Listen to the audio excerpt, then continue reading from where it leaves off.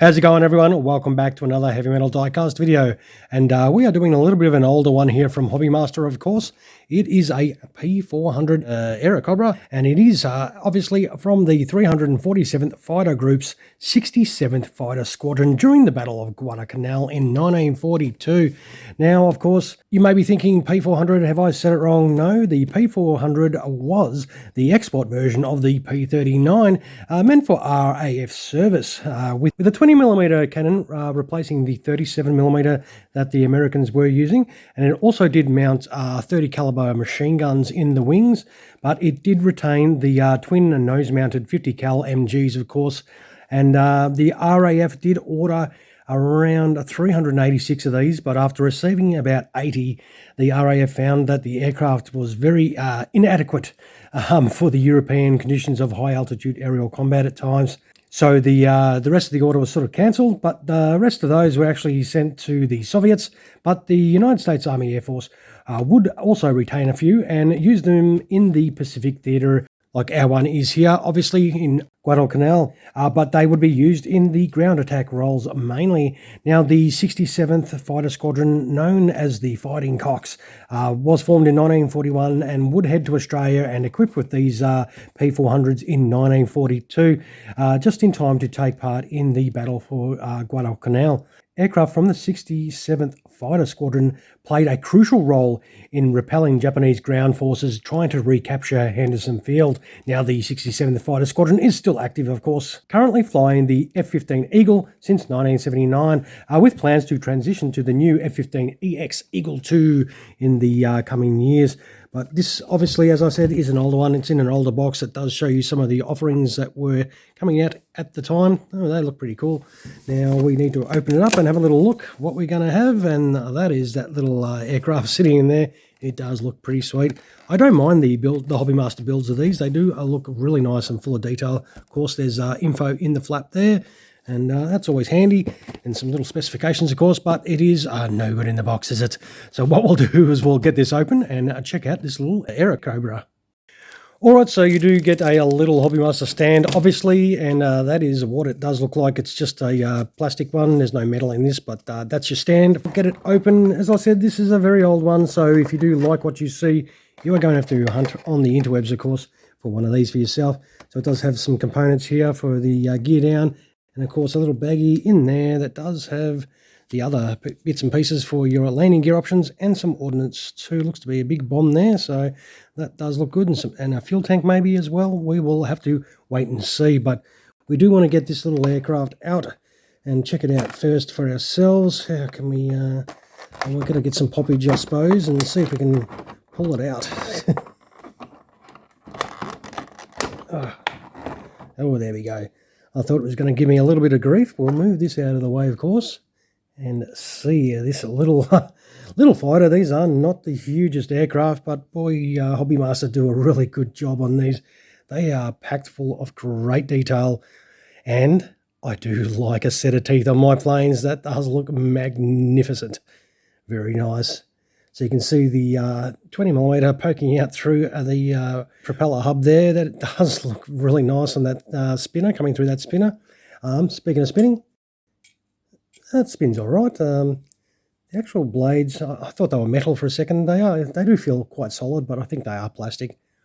But that does look pretty nice. We'll zoom in a fraction so you can see some of those details a little bit better. So the panel lines are really nicely done. You can see the mid-mounted engine there, the exhaust stacks and the intake. Looks really nice. Yeah, that's pretty cool. Yeah, very nice. Now I think maybe this does come open. I think it pops open. Let's see.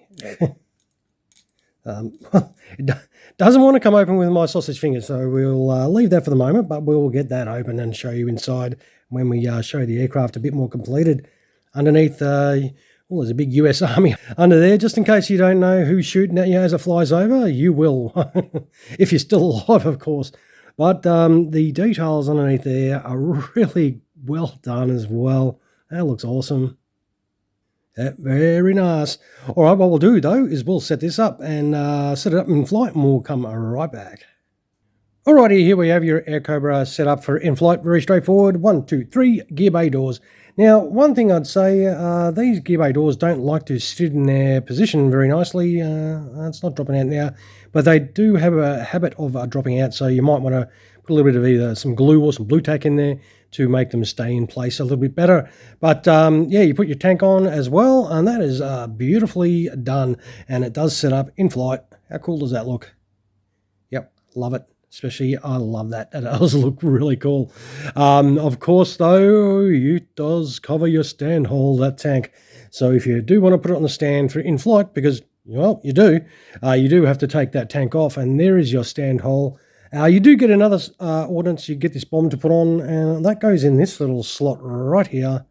And as you can see, you can still see the 4 holes there for your drop tank, which are clearly visible. So it comes down to if that annoys you and if you want to have the bomb ordnance on, or if you just want to do the drop tank. For me personally, I'd probably just leave that drop tank on when I have it geared down, because that way the holes are all covered.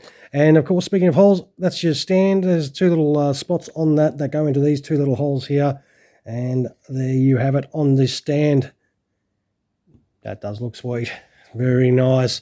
So for you in-flight guys, this is what your beautiful looking, well, P-400 is going to look like.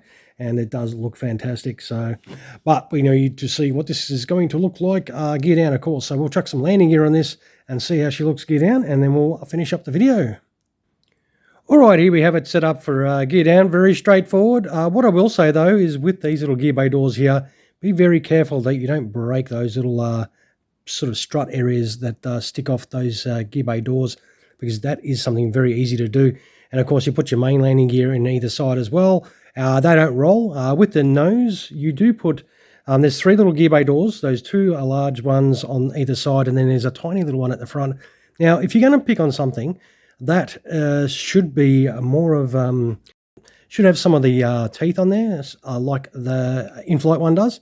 Unfortunately, it does not. It is all just the underneath colour there, but that is, neither here nor there. It depends on how fussy you're going to be. You could always touch it up with a little bit of paint and do a little tooth of your own and a little bit of black on there, and yeah, job done.